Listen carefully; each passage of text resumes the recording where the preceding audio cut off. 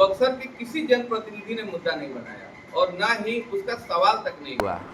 आज पूर्वांचल आप अर्जुनपुर से शुरू करिएगा तो सेमरी तक कम से कम हजारों एकड़ जमीन जो बक्सर के किसानों की जमीन थी, आज भी उन जमीनों का दस्तावेज बक्सर के लोगों के पास है। वो जमीन कटाव के चलते आज उत्तर प्रदेश की सीमा की तरफ गंगा जी के उस पार जा चुकी है। आज उत्तर प्रदेश की सरकार हमारी ज़मीनों से सफ़ेद बालू का उठाव करती है और हम लोग अपनी ज़मीनों का दस्तावेज अपने पास रखे हुए हैं, लेकिन आज तक हम लोगों को उसका किसी प्रकार का कोई लाभ नहीं मिला है।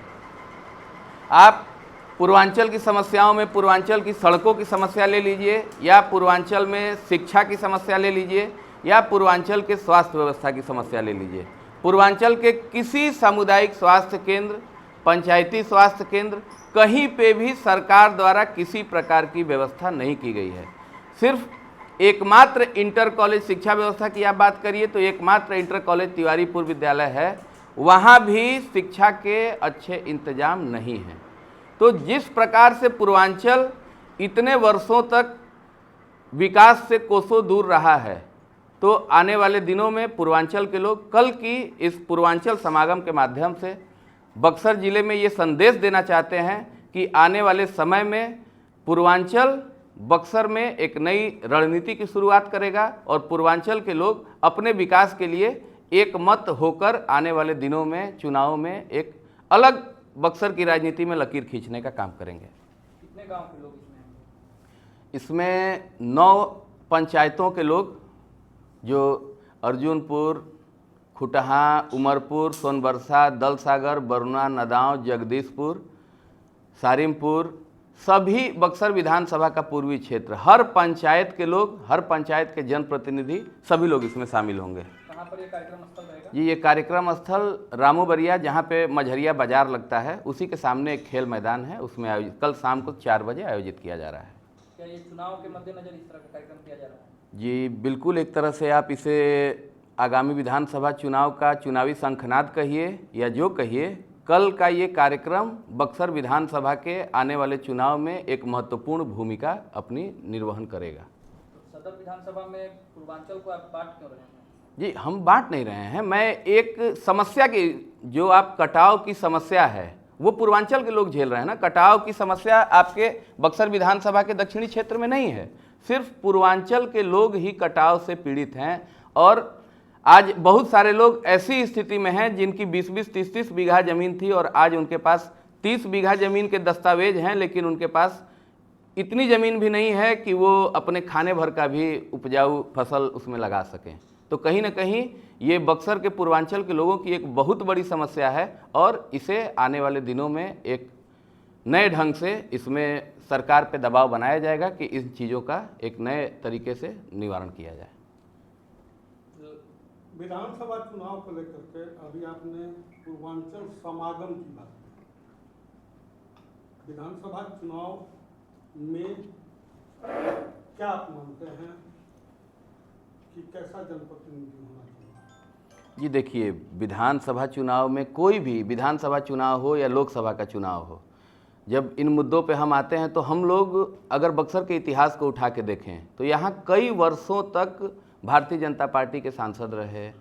पूर्व में 10 वर्षों तक एक ही व्यक्ति जो भागलपुर से बक्सर आए, बक्सर से सांसद बने, इस देश के केंद्रीय मंत्री रहे, स्वास्थ्य मंत्री थे वो अगर उनकी बक्सर के प्रति उनके भीतर 1% का भी लगाव होता, उनका भावनात्मक जुड़ाव बक्सर से रहा होता, तो वो इस स्थिति में थे कि वो कश्मीर से लेकर कन्याकुमारी तक किसी भी अस्पताल को चकाचक कर सकते थे। उसके बावजूद उनके विधानसभा क्षेत्र के सदर अस्पताल में आप, उनके लोकसभा क्षेत्र के सदर अस्पताल में आप चले जाइएगा तो आपको कहीं ना कहीं शर्म आती है कि हम ये ऐसे प्रतिनिधि के क्षेत्र का सदर अस्पताल है जो इस देश के स्वास्थ्य मंत्री हुआ करते थे। तो कहीं ना कहीं जो बक्सर को चारागाह बक्सर के नेताओं ने बनाया है, उससे बक्सर के लोग मुक्ति चाहते हैं और बक्सर का जनप्रतिनिधि वैसा ही होना चाहिए जो बक्सर की मूल समस्याओं से अवगत हो, बक्सर की एक एक गलियों से अवगत हो और आने वाले दिनों में उसका बक्सर से एक अपना भावनात्मक लगाव हो, वो बक्सर के लिए कुछ करना चाहता हो, बक्सर को सिर्फ चारागाह बनाने से बक्सर का विकास कभी संभव नहीं है। आपके सदर पूर्वांचल विधायक भी तो इलाके वहीं के के हैं। पंचायतों के आपके विकास सदर की बात विधायक तो आपने वहीं के की। हैं। जी। 10 साल से विधानसभा में अभी आपके ही दल के यहाँ विधायक हैं और आप लगातार वहाँ ये की देखिए, समस्याएं- लगातार विधायक सत्ता पक्ष के विधायक नहीं रहे हैं ना।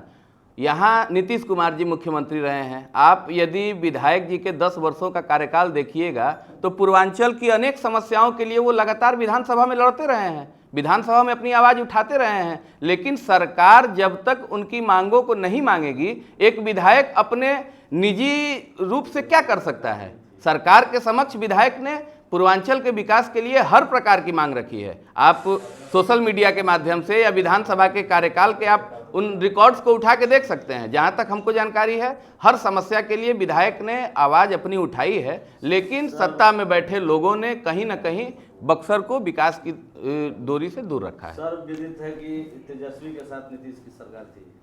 जी, आप देख लीजिए, 17 महीने की सरकार थी। 17 महीने की सरकार में जिस प्रकार से बिहार में युवाओं को रोजगार दिया गया, जिस प्रकार से 17 महीने की सरकार में अस्पताल में डॉक्टरों की नियुक्ति हुई, कितने नए मेडिकल कॉलेजों के लिए उस समय डीपीआर बने और नींव रखी गई। लेकिन जैसे ही विकास की रफ्तार तेजस्वी जी के नेतृत्व में और हमारे गठबंधन के नेतृत्व में बनी, वैसे ही भारतीय जनता पार्टी के लोगों ने नीतीश कुमार को पुनः तोड़ लिया और बक्सर में विकास, पूरे बिहार में विकास की जो धारा चल रही थी उसको विराम 10 लगा सालों दिया। से कांग्रेस के ही विधायक सदर विधानसभा में हैं। चारों और- विधानसभा में।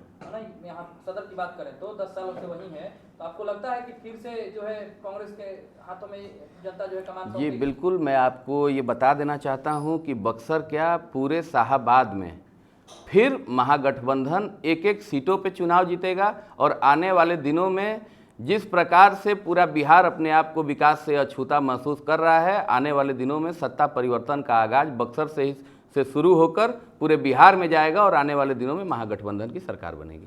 पूर्वांचल समागम कहीं पूर्वांचल इलाके के प्रत्याशी बनाने के लिए तो नहीं आयोजित की जा रही है? जी देखिए, ये कहना उचित नहीं है। पूर्वांचल समागम, एक पूर्वांचल के लोग, कहीं के भी लोग, आज जो देश में बंटवारे की राजनीति चल रही है, हर जगह लोगों को बांटने का प्रयास वर्तमान सत्ताधारी लोगों द्वारा किया जा रहा है। तो कहीं ना कहीं लोगों को आपसी प्रेम और सद्भाव में जोड़ने की ये पहल पूर्वांचल समागम है। ये बिखराव की राजनीति नहीं है, ये एकजुटता की राजनीति है।